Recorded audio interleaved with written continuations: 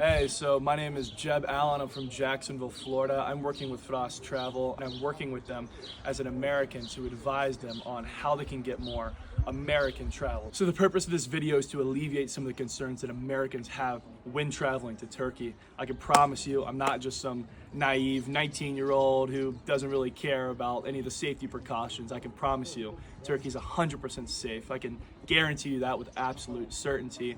I do think it's a little bit ironic that most Americans travel to Europe and think it's completely safe when they break into war every 5 minutes if the sky is too gray, but that's something I'll touch up on later. First thing I want to kind of address is safety concerns surrounding Turkey and kind of the Middle East in general.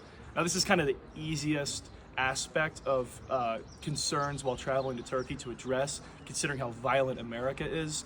According to the 2023 Peace Global Index, America was ranked the 131st safest nation in the world. This is not good by any stretch of the imagination.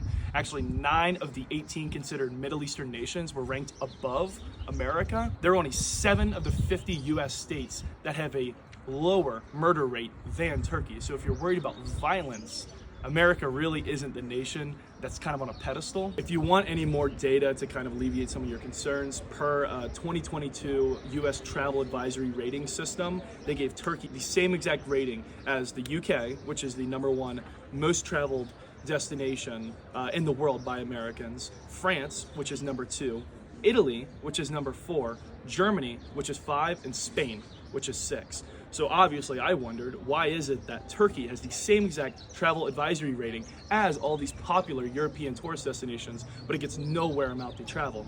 So that's what I kind of wanted to understand when traveling here. To understand so, I met with the mayor of Cappadocia, I met with some professors at local universities, and I just had conversations with people on the street and some religious personnel to kind of understand, like, what is the Middle Eastern culture, what is the Turkish culture, what is the Muslim culture? Huge reason for Americans' hesitancy towards traveling to Turkey is obviously the geopolitical issues.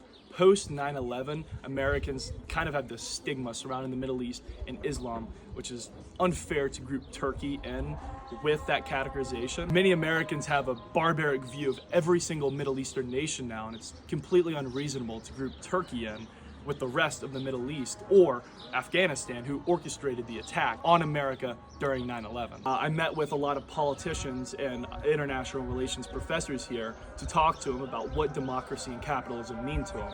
What I got was not what I was expecting. So pretty much in 1923, Turkey had a leader named Ataturk, and he established the Republic of Turkey, the democracy that overthrew its sultan at the current time. Since then, and I talked to the mayor and I asked him, what is the #1 core belief you have when ruling over Cappadocia? And he said democracy. Democracy built this nation. It is critical and essential to Turkey's flourishing on a global stage. You would be surprised, Ataturk is regarded as the great national hero. He is on their flags. There are statues of him everywhere. There are paintings of him. Even when I went into the mayor's office, there's a big painting of Ataturk on the wall.